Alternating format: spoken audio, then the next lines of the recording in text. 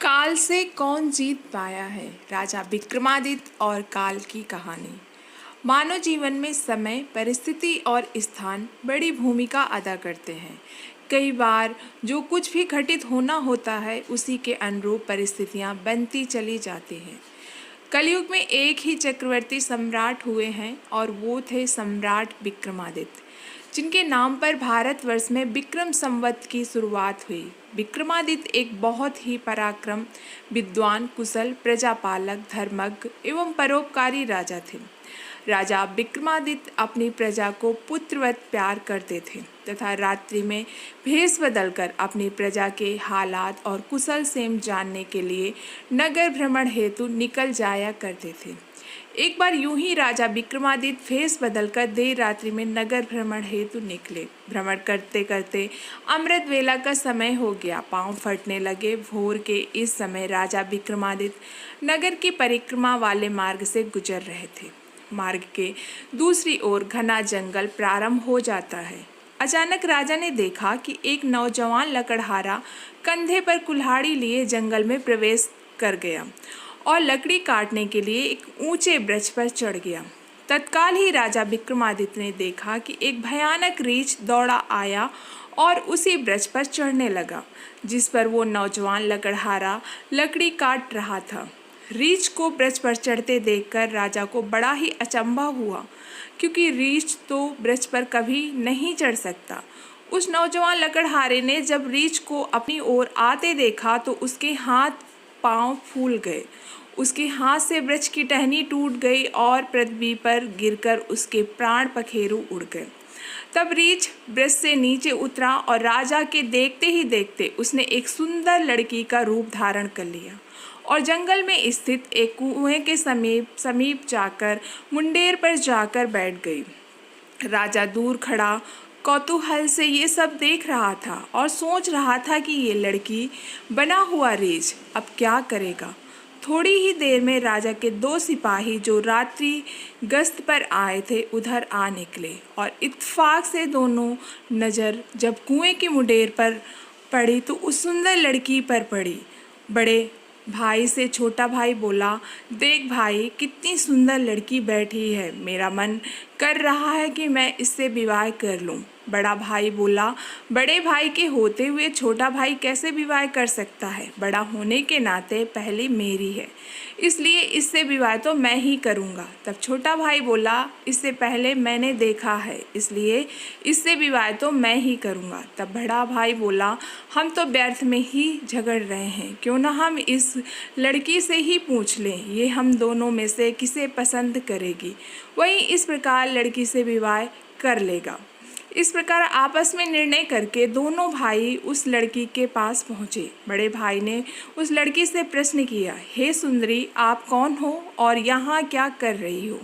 वो लड़की बोली, मैं पास के ही एक गांव में रहती हूँ और अपने पति की तलाश में निकली हूँ। छोटा भाई बोला, तुम्हारा पति कहाँ है, तुम चाहो तो उसे ढूंढने में हम तुम्हारी सहायता कर सकते हैं। तब वो लड़की बोली, अभी मैं कुंवारी हूँ और किसी योग्य वर की तलाश में निकली हूँ। तब छोटा भाई बोला, हम दोनों भाई भी अभी कुंवारे हो, यदि तुम चाहो तो हम में से किसी एक से विवाह कर सकती हो। लड़की बोली, मैं तुम दोनों में से किसी एक से विवाह कर लूँगी, परंतु मेरी एक शर्त है। दोनों भाई बोले, क्या शर्त है तुम्हारी। लड़की बोली, तुम दोनों में से जो अधिक बहादुर होगा मैं उससे विवाह करूंगी। इतना सुनते ही दोनों भाई स्वयं को एक दूसरे से श्रेष्ठ सिद्ध करने की इच्छा रखते हुए आपस में युद्ध करने लगे। लड़ते लड़ते दोनों भाइयों ने तलवार निकाली और एक दूसरे के पेट में आर पार कर दी। इस प्रकार तड़प तड़प कर दोनों भाई ने अपने प्राण त्याग दिए। तब वो लड़की जोर से हंसी और उठकर एक दिशा की ओर चल पड़ी। ये लड़की छलावा, अब क्या करेगी, ऐसा सोचते हुए राजा विक्रमादित्य भी थोड़ी थोड़ी दूरी रखते हुए उस लड़की के पीछे चलने लगे। अब तो सूर्य भगवान भी पूर्ण रूप से उदय हो चुके थे, परंतु सम्राट विक्रमादित्य एक रीछ के वृक्ष पर चढ़ने और फिर एक सुंदर लड़की का रूप बदलने की विचित्र घटना अपनी आँखों से देखकर अपनी सुध बुध खो बैठे थे। उन्हें अपनी भूख प्यास व राजपाट के विषय में कुछ भी ध्यान न रहा। ध्यान रहा तो केवल वो रहस्यमयी सुंदर लड़की के विषय में जानने की जिज्ञासा। अतः वो सुंदर लड़की का सावधानी पूर्वक दूरी बनाकर पीछा करते करते लगभग 200 कदम आगे चलने के बाद राजा विक्रमादित्य की विस्मय की सीमा न रही, क्योंकि राजा विक्रमादित्य के देखते ही देखते एकाएक वही सुंदर लड़की अब एक लड़की नहीं रही थी, अपितु एक जहरीले नाग का रूप धारण कर चुकी थी। वो जहरीला नाग अब बड़ी तेजी से आगे बढ़ने लगा। कुछ दूर आगे चलकर एक नदी बह रही थी। वो भयानक जहरीला नाग नदी किनारे पहुंचकर कुछ क्षण रुका और राजा के देखते ही देखते नदी में कूद गया। नदी के बीचों बीच एक नाव चल रही थी जिसमें 20-25 लोग सवार थे। वो जहरीला नाग उस नाव में की तरफ बढ़ने लगा। सम्राट विक्रमादित्य किनारे पर खड़े ये सब देख रहे थे। देखते ही देखते वो जहरीला नाग उस नाव में कूद गया। नाग पर नज़र पड़ते ही नाव में भगदड़ मच गई और अपनी जान बचाने के लिए लोग नाव से पानी में कूद पड़े। उनमें से जो लोग तैरना जानते थे वो तो तैरकर नदी से पार निकल कर आ गए और जो तैरना नहीं जानते थे वो सभी लोग पानी में डूबकर मर गए। थोड़ी देर के बाद वो नाग नदी के बाहर निकला और नदी के किनारे किनारे आगे बढ़ने लगा। सम्राट विक्रमादित्य उसके पीछे पीछे चलने लगे। कुछ दूर जाकर राजा विक्रमादित्य को एक बार फिर आश्चर्यचकित होना पड़ा, क्योंकि उस नाग ने अब एक बार फिर अपना रूप बदला। अब वो एक वृद्ध ब्राह्मण के रूप में था। राजा विक्रमादित्य ने सोचा कि इस वेले रहस्यमयी प्राणी के विषय में जानकारी लेने का अब उचित अवसर है, क्योंकि इस समय ये वेले एक वृद्ध ब्राह्मण के रूप में है। अब मैं इसके बारे में सुगमता से पूछ सकता हूँ। ये सोचकर राजा विक्रमादित्य शीघ्रता से उस रहस्यमयी ब्राह्मण की ओर बढ़ने लगे। राजा विक्रमादित्य तो उस छलावे रहस्यमयी वलय का पीछा कर रहे थे। अब राजा विक्रमादित्य तेज तेज कदमों से चलते चलते उस वृद्ध ब्राह्मण छलावे के सम्मुख पहुँच गए और उसे हाथ जोड़कर प्रणाम किया। वृद्ध ब्राह्मण ने भी हाथ उठाकर अभिवादन स्वीकार किया। तब राजा विक्रमादित्य ने उनसे प्रश्न किया, आप कौन? वो बोला, तुम्हें दिखाई नहीं देता? ब्राह्मण हूँ। राजा बोला, आप असत्य बोल रहे हैं, आप ब्राह्मण तो नहीं हैं। वो बोला, फिर तुम ही बता दो मैं कौन हूँ। राजा बोला, तुम वो नहीं हो जो नज़र आ रहे हो। वो बोला, मैं जो कुछ भी हूँ, तुम्हें इससे क्या लेना देना? तुम अपने काम से काम रखो और अपना रास्ता नापो।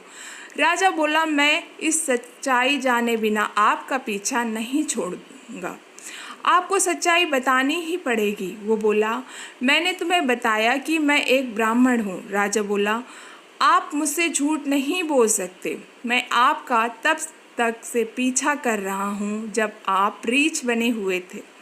उस समय आपने एक नौजवान लकड़हारे को मारा, फिर आप एक सुंदर लड़की बने और उन दोनों सिपाही भाइयों को एक दूसरे के हाथ मरवा दिया।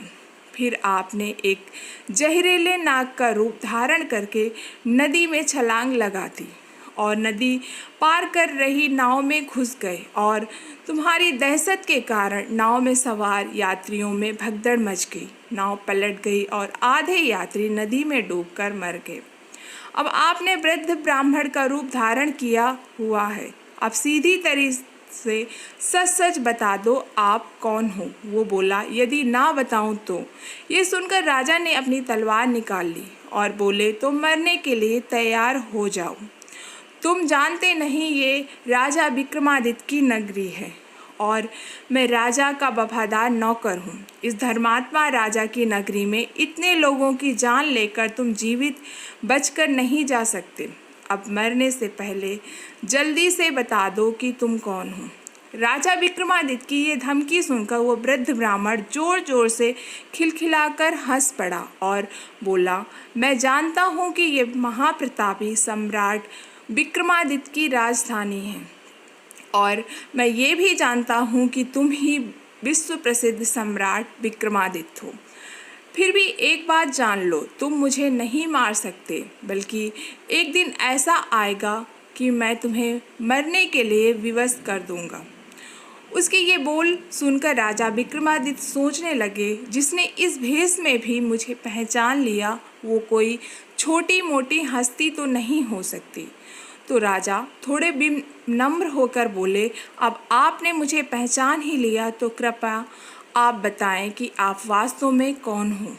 तब वो ब्राह्मण बोला, किसी ने सत्य ही कहा है कि संसार में 4 प्रकार के हट प्रसिद्ध हैं, राजहट, बालहट, त्रियाहट और योगहट। तुम राजा हो, राजहट पर अड़े हो, बिना मेरी सच्चाई जाने तुम मानोगे नहीं, इसलिए मुझे बताना ही पड़ेगा कि मैं कौन हूँ। अतः राजन, अब ध्यान लगाकर सुनो मैं कौन हूँ और तुम्हारी राजधानी में क्यों आया हूँ। तब उस वृद्ध ब्राह्मण ने बताना शुरू किया, हे राजन, मैं तुम्हें बताता हूँ कि मैं कौन हूँ। जो भी मैं बताऊँगा एक एक शब्द ध्यान लगाकर सुनना। मेरा नाम काल है। तुम जानते हो कि इस संसार में जितने भी प्राणी जन्म लेते हैं उनकी मृत्यु निश्चित है, इसलिए इस भूमि को मृत्युलोक भी कहा जाता है। जब प्राणी माता के गर्भ में आता है तो उसके पूर्णांग बनने के कारण आत्मा उसमें प्रवेश करती है, अर्थात वो सजीव हो उठता है। उसी समय उसकी मृत्यु का समय, स्थान और परिस्थिति अर्थात मृत्यु किस प्रकार से होगी ये भी विधाता की ओर से निश्चित समय पर उसी निश्चित स्थान लेकर जाता हूँ अथवा पहुँचा देता हूँ।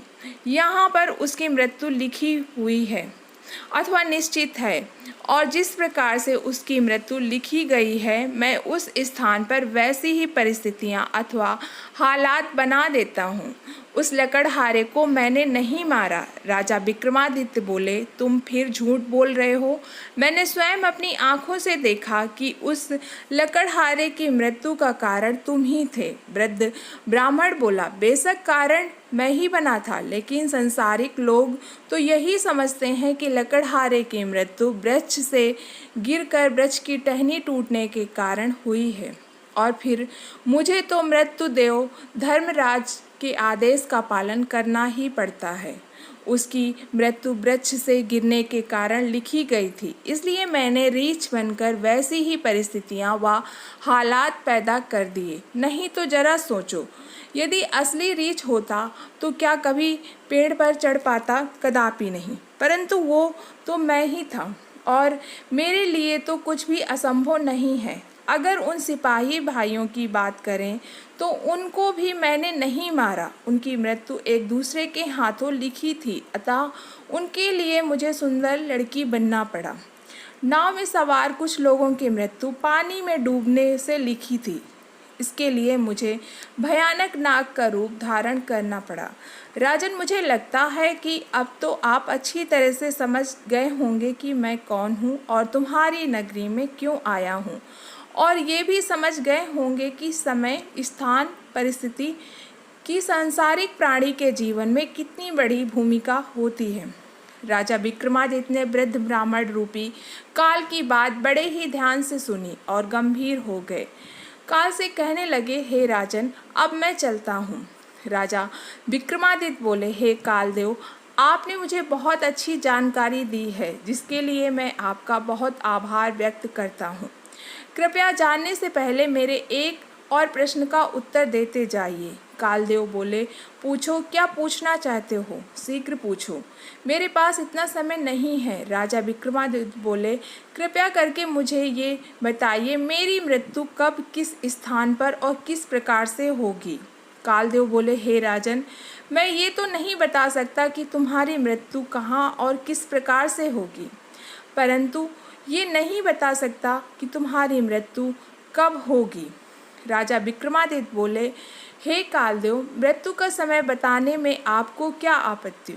कालदेव बोले, हे राजन, यदि मैंने पहले से आपको मृत्यु का समय बता दिया तो इसी क्षण से आप चिंताग्रस्त हो जाएंगे, और आप तो जानते ही हैं चिंता चिता समान होती है। अभी तो आपको अपने शासन काल में बहुत से शुभ और जन कल्याण के कार्य करने हैं।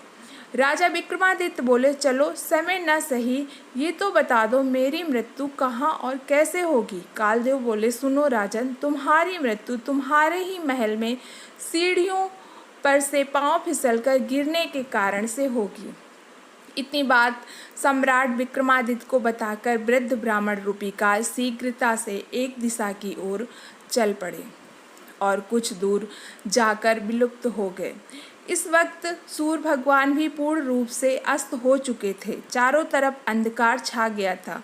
राजा विक्रमादित्य अब तक शारीरिक और मानसिक रूप से थक चुके थे, अतः मन में गहन सोच विचार लिए हुए तेज कदमों से अपने महल की प्रस्थान कर गए और आगे चलकर सचमुच ही ऐसा ही हुआ। राजा विक्रमादित्य की मृत्यु अपने ही महल की सीढ़ियों से फिसलकर गिरने से ही हुई थी और इस कथन की पुष्टि इतिहासकारों ने दी है।